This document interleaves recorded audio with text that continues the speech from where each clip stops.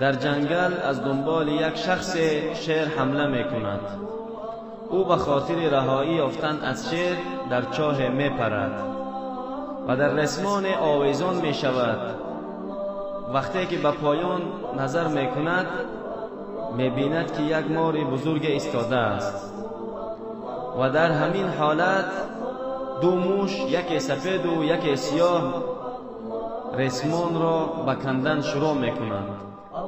ناگهان به چشمش خانه زنبور عسل نمایان می شود و او انگشتش را به عسل زده به دهانش می گذارد و از شیرینی عسل شیر و مار و موشها را فراموش می کند و او فراموش می کند که به هر حال او به پایان افتادنی است.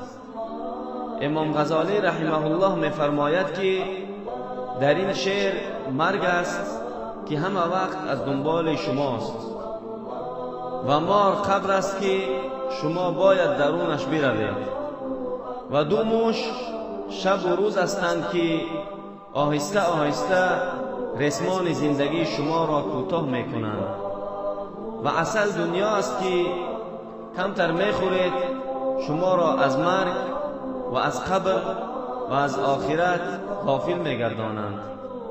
برادران عزیز، برای دنیا از آخرت غافل مشوید.